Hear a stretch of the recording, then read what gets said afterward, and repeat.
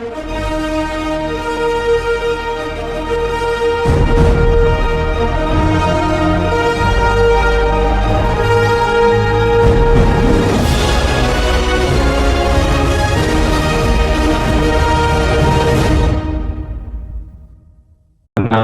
perkenalkan nama saya Jeswan Nugroho, saya dari kelompok 9 pada mata kuliah teknik ini eh, saya yang dibagi jatah bagian ke posun rasio. Langsung saja di sini. Nah, baik. eh Posun rasio dalam mekanika otomotif. Jadi kita akan menganalisis kompleks deformasi tiga dimensi pada material teknik. Yang pertama itu kita ada apa aja sih di konsiderasi itu, ada kayak beban vertikal atau FZ itu terdapat pada eh, mir, gas itu gas suspensi rem mobil. Setelah itu ada torsi transmisi yang menyalurkan tegangannya itu. Terus ada kompresi lateral, beban vertikal, dan ada beban vertikalnya juga. Next. Nah, saya itu nggak sendirian. Di sini ada personal rasio dalam bidang otomotif kelompok 9. Saya sendiri, Ciswan Nugroho, yang kedua teman saya, Ibu Krisna Ardianta.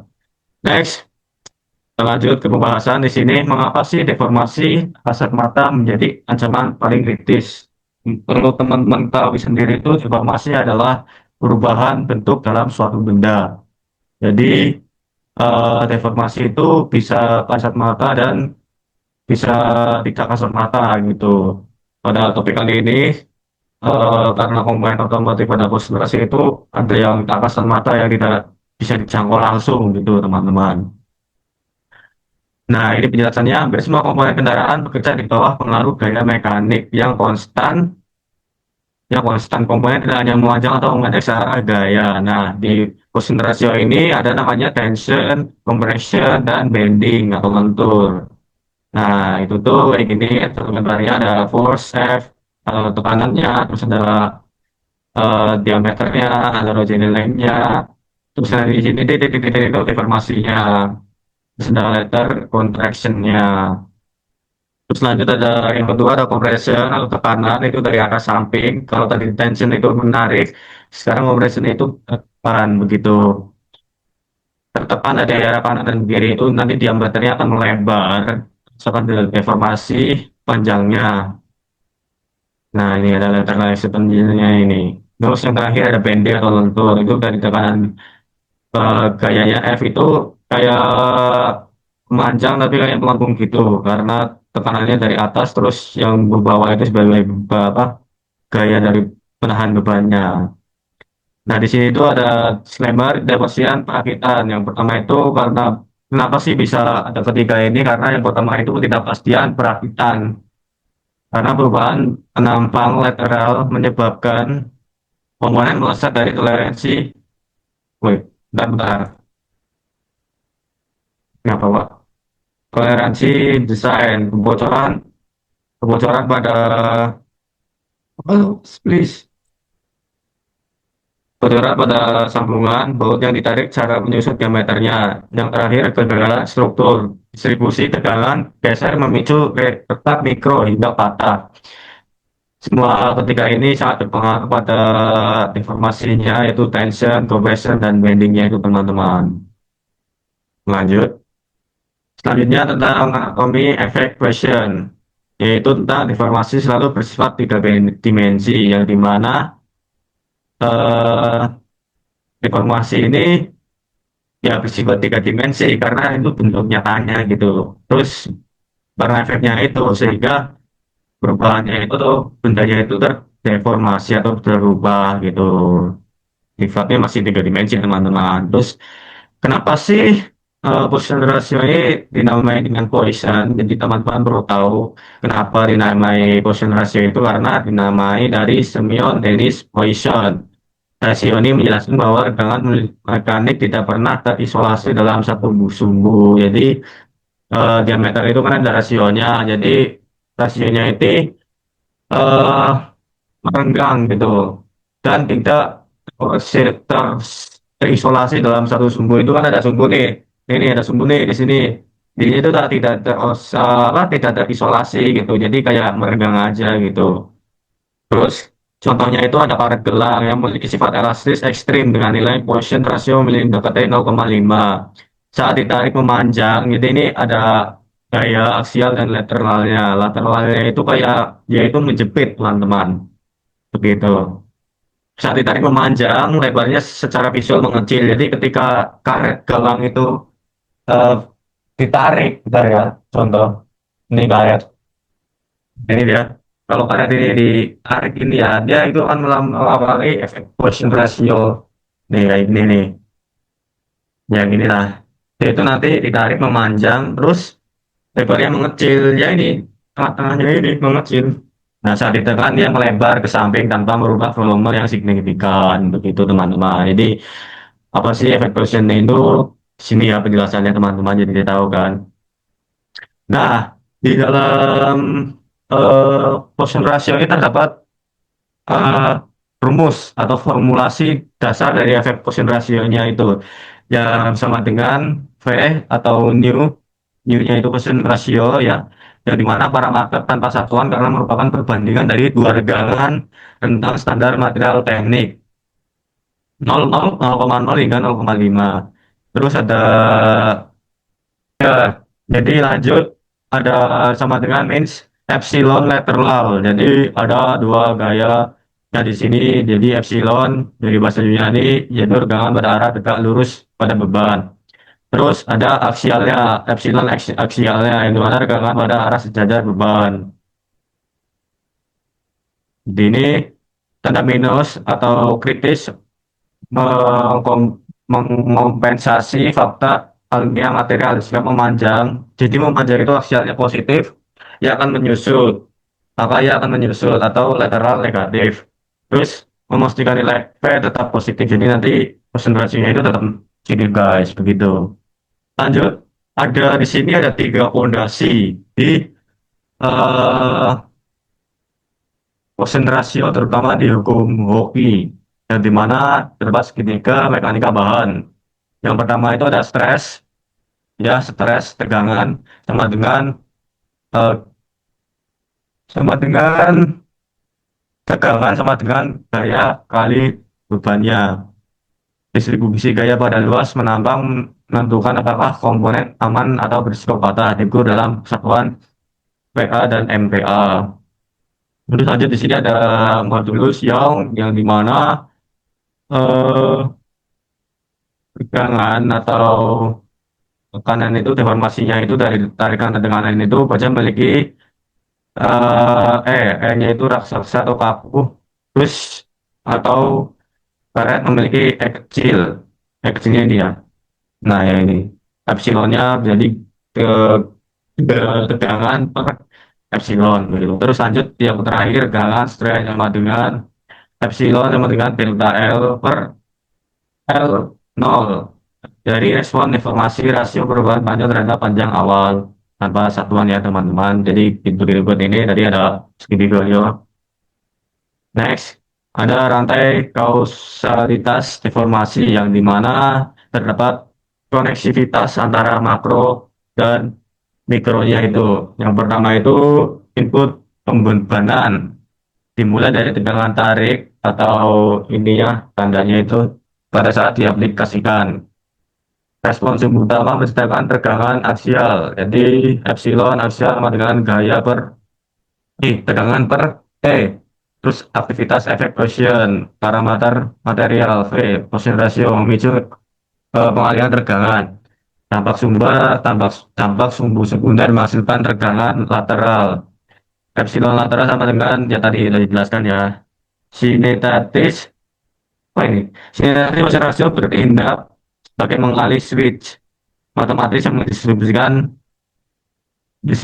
energi tegangan linear menjadi perubahan dimensi lateral secara simultan. Jadi ini kayak ada kausalitas apa perubahan yang kausalitas. Yang pertama itu saling berkembang, respon sumbu itu saling menyatu teman-teman dari tempat ini. Oke, next yang Selanjutnya ada jembatan universal tentang sintesis antar modul. Jadi itu ke- tadi sifat-sifat modulnya itu apa ya?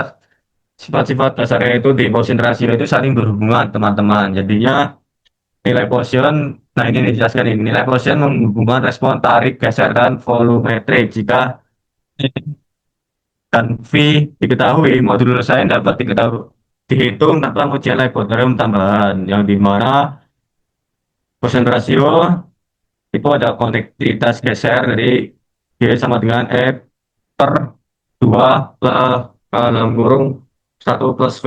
Poisson ratio-nya itu kegawaan terhadap gaya geser dan buntir. Jadi ini tuh mencari bahwa kekakuan terhadap gaya geser dan buntir. Terus selanjutnya di sini ada pandannya yaitu tentang koneksi volumetrik atau dari nilainya itu dari koneksinya kekakuan perubahan nilainya itu teman-teman yaitu K sama dengan E 3 dalam kurung 1 min 2V. Terus kenapa ini modulus Youngnya nggak ada? Karena modulus Youngnya itu di sini teman-teman di G sama dengan E. Jadi kita udah ketahui nanti modulusnya gitu. Lanjut, yang di sini ada anatomi kalkulasi numerik pertama yang apa ya kayak soal pertama gitu tentang kita dia apa saya tentang mendiagnostik silinder dasar. Di sini terdapat silinder teman-teman yang di mana L pertama L nolnya itu 500 milimeter dan diameter nolnya itu 20 milimeter. L ini length ya atau panjang gitu. Terus di sini diketahui berapa sih perubahan deformasinya? Jadi data L sama dengan plus 1 milimeter. Terus delta D-nya diketahui sama dengan min 0,008 milimeter. Juga ini. Tahap pertama itu kita harus menghitung aksialnya teman-teman. Jadi sini ya aksial tadi. Sama dengan epsilon aksial sama dengan delta L per LO. Jadi ini ada delta L per LO. Nah ini nih. Jadi 500, maaf. Ya, jadi 1 banding per 500 sama dengan 0,002. Selanjutnya, kita menghitung tentang lateralnya. Lateralnya itu kayak sesungguhnya tadi, tarikannya tadi sama epsilon lateral sama dengan delta D. Sini delta D ya teman-teman, 0, min 0,008 per 20 milimeter di sini. Sudah diketahui sama dengan min 0,004 milimeter. Nah, yang terakhir kita tinggal mengeksekusi dari hitungannya tadi, efek positionnya tadi. Kan ini tadi lah kita tahu positionnya. Intinya position rasio sama dengan min 0,004 per 0,002 sama dengan 0,2. Nah, output insight-nya atau output-nya itu keluarannya itu nilai V sama dengan 0,2. Itu terkonfirmasi material mengalami penyusutan lateral moderat saat memanjang. Jadi itu dia itu apa ya lateralnya ya memanjang ada perubahannya gitu teman-teman.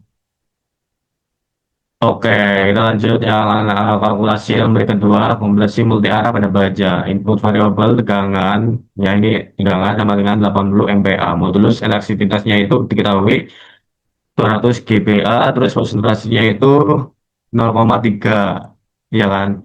Yang pertama itu kita hitung aksialnya tadi, epsilon aksial 80 kali 60, kali 10.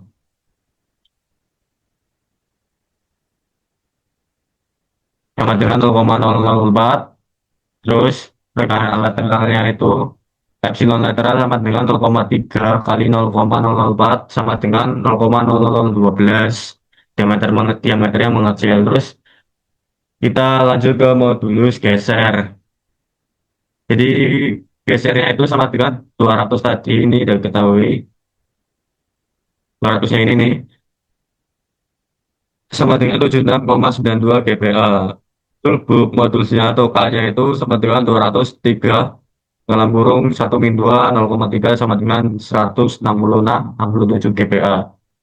Jadi satu set parameter luas yang dapat membongkar seluruh perilaku spesial material dari tarik hingga geser. Jadi tadi perhitungannya tadi nih, yang ini nih, nah yang ini nih. Jadi itu Poisson rasionya itu kita ketahui gesernya dan apa kebuk modulusnya atau kekakuan dalam perubahan volumenya itu. Dan ini kan juga geser buntirnya. Nah, ini tadi kan udah ketahui 0,2, ini nggak masukin 0,2 gitu. Konsentrasinya udah ketahui, ininya udah ketahui, begitu teman-teman. Terus di sini ada matriks spektrum elastisitas material otomotif. Jadi itu kayak perbandingan elastisitas material di otomotif itu ada kayak semacam tabel dia diagram gitu. Jadi kaku konsentrasinya itu rendah dari rendah ke lentur, dari kaku ke lentur gitu.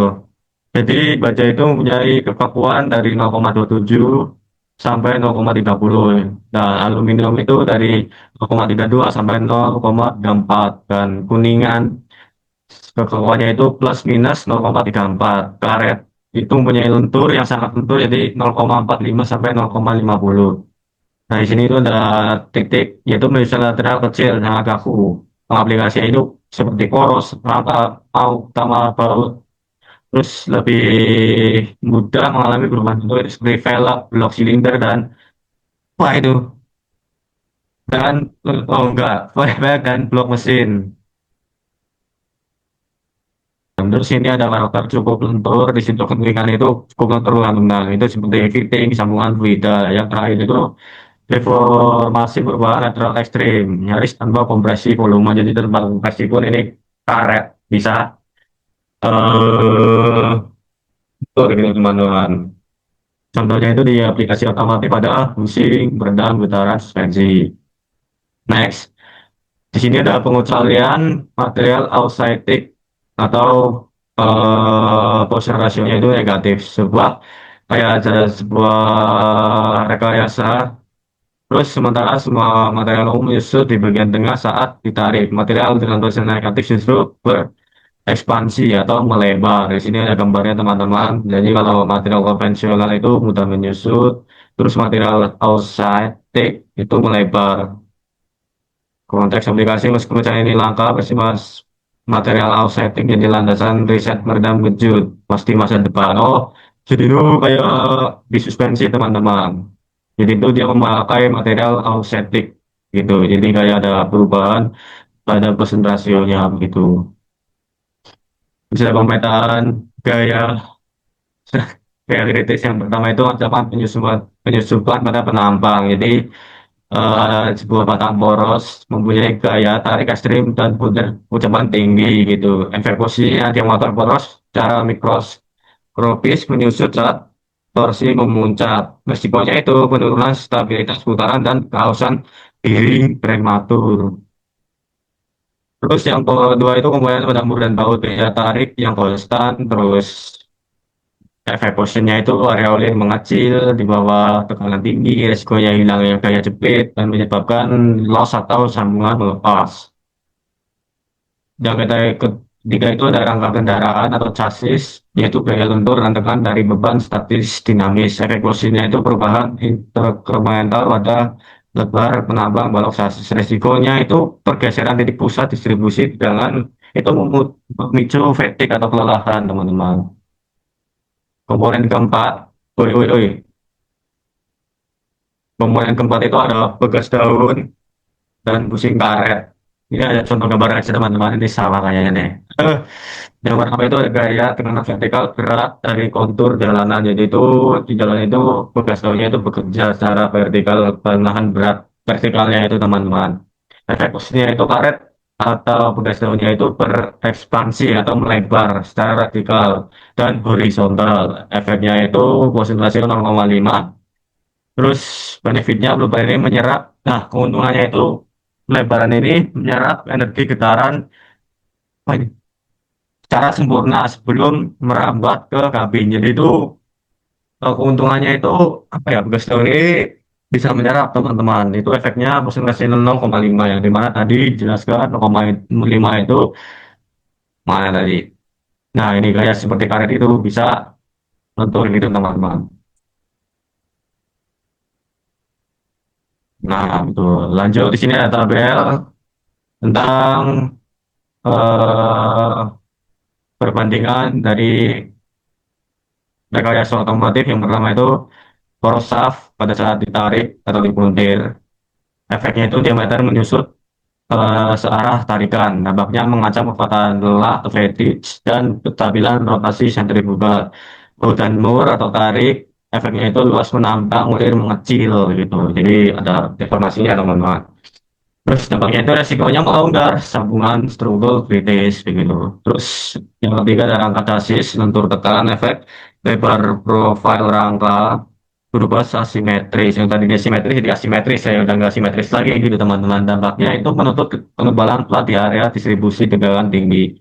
Suspensi busing, atau suspensi atau bushing itu efeknya itu komponen melebar lateral secara masif. Jadi dia itu melebar gitu lateralnya gitu. Dampaknya itu mengontrol redaman dan karakteristik spirit rate pada kendaraan. Kesimpulan, jadi kesimpulannya itu pada saat ingin kita membuat Poisson ratio itu kita harus mengetahui dulu tiga efek apa tiga aspek penting pada pada saat mau membangun kendaraan dengan resiko tiga dimensi. Yang pertama itu realitas tiga dimensi dan ada deformasi searah, bervariasi yang muncul dengan secara absolut. Kali ini beresiko pada integritas rakita. Terus penghubung konstanta atau hubungnya itu konsentrasi bukan sekedar angka pasif, melainkan jembatan komputasi vital antara modul siang, geser, dan bulk gitu. Yang itu tiga tadi itu saling berkaitan. Lanjut itu yang terakhir aspek keselamatan otomotif, pemilihan material baja hingga awalnya tidak hanya dilakukan oleh batas-batas, tapi juga oleh toleransi pelebaran komponen di bawah tekanan jalanan nyata gitu. Jadi ya nggak sembarangan orang. Kita harus mengetahui konsentrasinya berapa, terus regalannya berapa gitu. Tadi udah ada dijelaskan rumusnya. Terus desain teknik yang superior tidak pernah mengabaikan sumbu lateral, bego teman-teman. Baik, saya kira cukup penjelasannya. Sekian dari saya. Apabila ada pertanyaan dari teman-teman atau mau diskusi bersama-sama, saya buka pertanyaan atau ya luar kayak apa kayak pertanyaan gitu. Saya buka teman-teman. Nah, gitu. Atau kurang paham bisa baca-baca lagi di makalahnya gitu teman-teman. Em, Baik, saya kira cukup ya dari saya. Sekian dari saya, sekian dari kelompok 9. Apabila ada kekurangan, mohon maaf. Terima kasih. Wassalamualaikum warahmatullahi wabarakatuh.